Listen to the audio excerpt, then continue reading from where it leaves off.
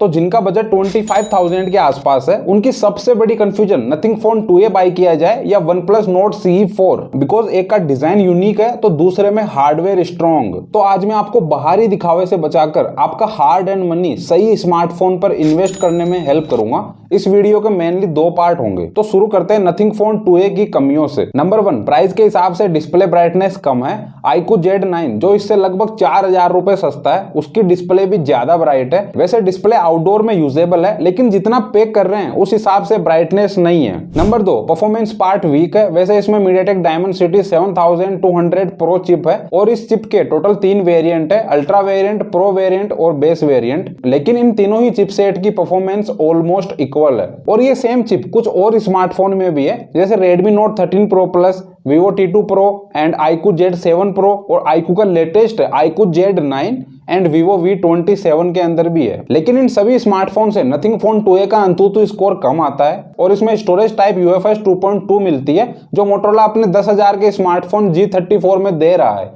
तो गेमिंग करने वाले स्टूडेंट थोड़ा वेट करो। नंबर 3, जब ये स्मार्टफोन लॉन्च हुआ था तो इसके कैमरा में एक दिक्कत थी, ये हर बार लाइट फ्लेयर्स ऐड कर देता था, जो सेकंड अपडेट में फिक्स हो चुकी है। लेकिन फिर भी इसकी कैमरा क्वालिटी 25,000 में जो अदर ब्रांड्स के स्मार्टफोन है उनसे ये डाउनग्रेड है। और नथिंग फोन्स का कैमरा रिकॉर्ड शुरू से ही अच्छा नहीं है प्राइस के हिसाब से, फिर चाहे नथिंग फोन 1 हो या फिर फोन 2। वैसे लास्ट 30 दिनों में नथिंग फोन 2A को अब तक टोटल 4 अपडेट मिल चुके हैं, लेकिन फिर भी ये अपने कॉम्पिटिटर स्मार्टफोन को कॉम्पीट नहीं कर पा रहा। नथिंग फोन 2A का कोई भी अनपेड कैमरा रिव्यू देखो, बुरा हाल है। नंबर 4, ट्रांसपेरेंट प्लास्टिक बैक है, तो फ्यूचर में ये पीला पड़ सकता है, यहाँ ग्लास होता तो ज्यादा सही रहता। और नंबर 5, जिसकी वजह से इस कंपैरिजन वीडियो पर सबसे ज्यादा डिसलाइक आए हैं, फोन 2A के बॉक्स में चार्जर नहीं है, उसके लिए काल भैया CMF का चार्जर बेच रहे हैं। 65 वोट CMF चार्जर, प्राइस 3000, और नथिंग का 45 वोट का चार्जर तो कब से स्टॉक आउट हो रखा है। तो अब सेकंड पार्ट पर चलते हैं।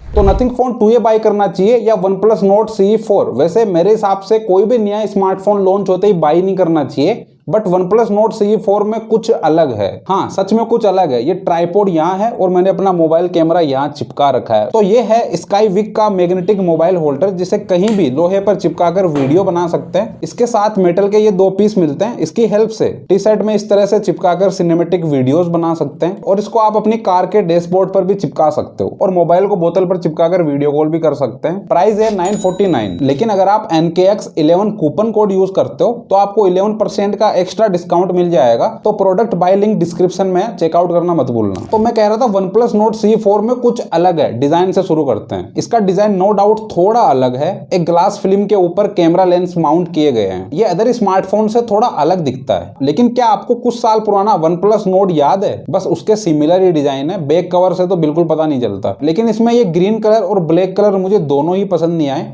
चाइना के अंदर जो पर्पल कलर में ये स्मार्टफोन लॉन्च हुआ है वो थोड़ा ज्यादा अच्छा लग रहा है, लेकिन वो शायद Nord 4 है। OnePlus ने भी Nord सीरीज में बहुत कंफ्यूजन क्रिएट कर रखी है।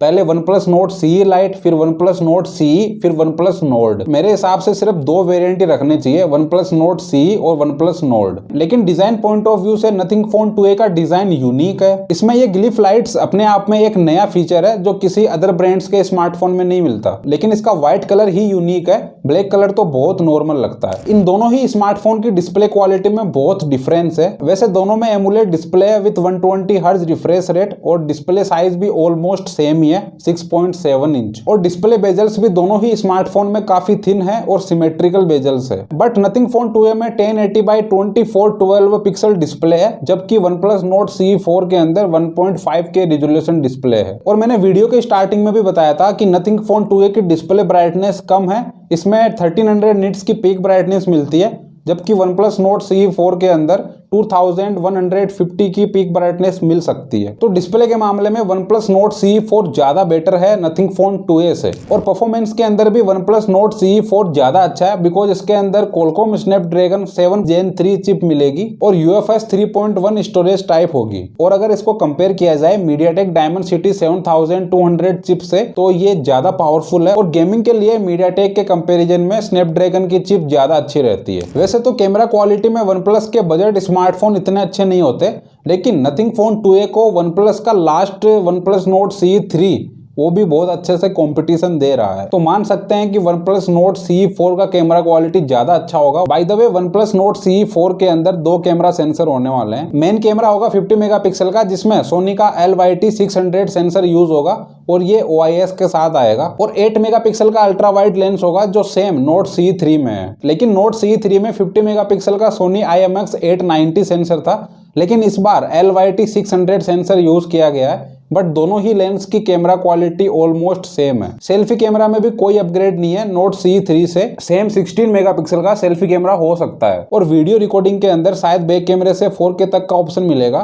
लेकिन फ्रंट से 1080p से काम चलाना पड़ेगा। Nothing Phone 2a and OnePlus Nord CE 4 दोनों में प्लास्टिक फ्रेम है, लेकिन शायद OnePlus Nord CE 4 में ग्लास बैक होगा। Nothing Phone 2a में 5000 mAh की बैटरी मिलती है, लेकिन Nord CE 4 के अंदर 5500 mAh की बैटरी होगी विथ 100 वोट चार्जर, और चार्जर बॉक्स में मिलेगा। ये एक बहुत अच्छी बात है। Nothing Phone 2a में out of the box Android 14 मिलता है, और OnePlus Nord CE 4 के अंदर भी Android 14 ही होगा। लेकिन UI एक्सपीरियंस के मामले में Nothing OS ज्यादा बेटर है as compare to Oxygen OS। Nothing OS unique है। Nord CE 4 Wi-Fi 6 and Bluetooth version 5.4 के साथ आएगा, लेकिन Nothing Phone 2a के अंदर Wi-Fi 6 और ब्लूटूथ वर्जन 5.3 मिलता है। दोनों ही स्मार्टफोन के अंदर अंडर डिस्प्ले फिंगरप्रिंट सेंसर होगा और NFC का सपोर्ट भी होगा, लेकिन दोनों में ही 3.5mm जैक नहीं मिलता और ना ही eSIM का सपोर्ट मिलता है। Nothing Phone 2a के अंदर स्टीरियो स्पीकर्स मिल जाते हैं, लेकिन Dolby Atmos का सपोर्ट नहीं मिलता। लेकिन OnePlus Nord CE 4 के अंदर Dolby Atmos का सपोर्ट मिलेगा with dual speaker. Nothing Phone 2a के अंदर IP54 रेटिंग मिल जाती है, और OnePlus Nord CE 4 भी IP54 रेटिंग या फिर IP65 रेटिंग के साथ आएगा। प्राइस की बात करें तो Nothing Phone 2a का बेस वेरिएंट 8/128GB मिलता है 24,000 में विदाउट ऑफर,